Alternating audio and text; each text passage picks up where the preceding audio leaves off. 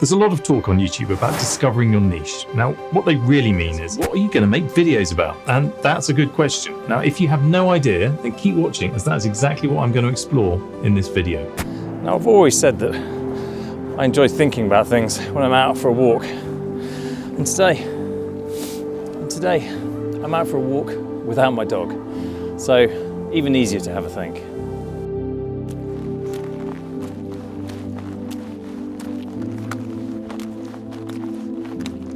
The problem with making videos about anything and everything is that it can be really confusing for the YouTube algorithm. And whenever I hear the phrase YouTube algorithm, I shudder slightly. It makes it sound like there's some mysterious AI computer figure deciding what happens to each of your videos, which I guess is kind of true. Let me share my dream with you. I imagine waking up every day excited and motivated to create content that not only fulfills my creative desires, but also attracts a dedicated community of viewers who can't wait to see my next video. Sounds perfect, right? It's what we're all searching for. But right here, right now, I don't know the answer. I don't know what I'm going to make videos about, but making this video has really helped clarify my thoughts and my strategy for YouTube. And if you keep watching to the end, I'll share a final tip which might be the most ambitious and possibly the one with the most potential for success. Should we get straight into it? There are two main directions you can go to discover your niche. The first is to go really narrow and specific, such as making videos on one particular computer game and only on that game, or making videos about the Second World War and only that. The idea being that you'll attract a very specific audience of followers, and those followers will absolutely love your channel. Now, you may not have many subscribers compared to the mainstream channels, but you will have a dedicated group of them. The second direction you could go is to buy into the idea that you are the niche. Your specific experiences and interests and abilities as a human is what makes you you, and you'll find an audience of similar humans. If you like football and gaming and photography and business, then that's you, and that's what you should talk about on your channel. Now, this is kind of the reverse of strategy one. You go as broad as possible, but it's fully you, which becomes your niche. Now, I like the idea of this, and I think most people do. The idea that most people on YouTube are holding themselves back, only showing a small part of themselves, picking one aspect to really narrow and become this micro niche. If I make a video about music production gear, and I have in fact already done so, and you can have a look here. There are a few up already on my channel. Now, I will attract a smallish audience who likes that kind of thing. Now, if my next video is about golf, now there may be a very few of my existing music production subscribers who also like golf, but the music lovers out there may start to wonder if the channel is for them and leave. I've come to you for music. I haven't come to you for golf or business or anything else. However, when all of your videos focus on a specific topic, it makes you look like an expert and people will start to trust you. Your subscribers are also more likely to watch multiple videos, which helps your channel grow. Your audience will know what to expect from you and look forward to any upcoming videos. Now, I'm not sure which way to go because I can see the pros and cons of going both routes. The broad route is really appealing, but I suspect it makes you treat the channel more like a hobby than a business. And by that I mean, of course, making videos about what you want to make them about, which of course is great, makes it really interesting, but will that attract a loyal following of viewers? I don't know. It might actually limit your reach and therefore your growth in the long term. It also sounds like the easy route, making videos about what you like and what you find interesting. And I know that sounds kind of crazy, but I've always found that if you have an easier route and a harder route, then in my experience it's always better to choose the harder route, even though right now it feels like, well, the harder route. I think I've come up with a plan to help me decide. We'll get to that in a minute. Let's have a think about what potential topics you could make videos about. First, let's make a move from anything and everything to something which we may actually know something about.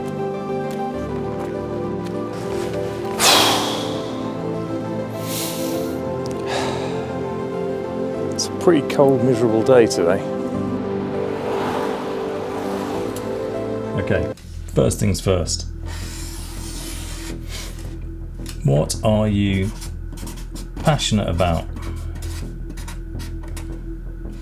But in the world of YouTube, the advice, it seems, is to make videos about what you're passionate about. The problem is, I'm not sure I feel that level of emotion about anything I do. So what now? Well, a couple of tips. First, think about what your friends and family ask you for help about. Do they come to you for advice over which new phone to buy or where to go on holiday? What are you the go-to guy for? That should give you a few ideas. Now, the next tip is to work out what you spent your money on.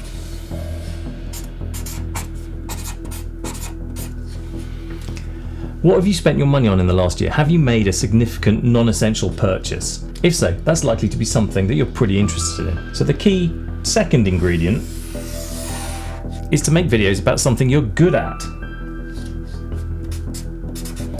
Talent.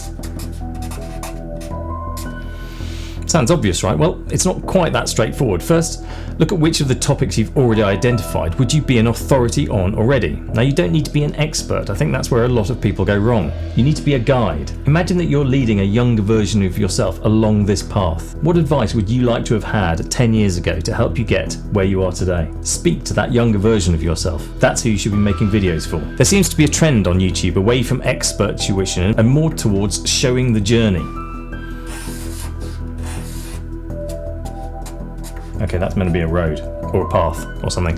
Now, don't get me wrong, I don't think viewers want to watch me or you bumbling about in the dark trying to do something that we're totally incapable of doing. It would be like me trying to make videos about Roblox. Even my own children would disown me. It's a total non-starter. But I do think that people want to experience the learning process along with you and maybe even try and follow that journey themselves. So the third area to consider, this is a Venn diagram, by the way, for those of you in the know. The third area is profit.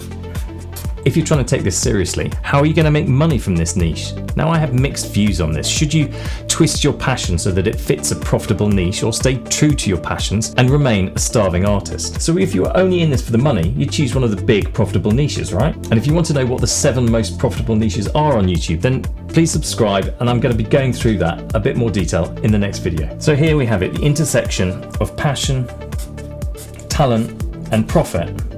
That is what you should be making videos about. The big profitable niches are by definition not a niche at all anymore.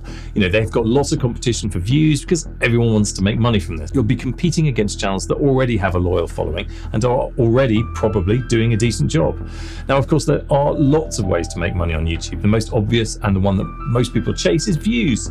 The more views, the longer the watch time, the more advertisers want to show their adverts to your audience, and YouTube will pay you for that watch time. Now, how much depends not just on how many people are watching, but also how much advertisers are willing to pay YouTube to get in front of your audience. Advertisers in the finance sector are willing to pay more to get in front of viewers interested in finance and investing than, say, viewers interested in chess.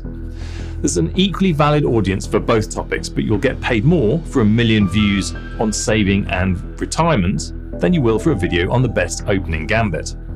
Now, if you have a strong, loyal following on YouTube, then of course you can offer them more value by creating specific courses for them that you can sell, offering consulting services, perhaps writing a book, which a number of big YouTubers are now doing. It doesn't just have to be about the views. So where does that leave us?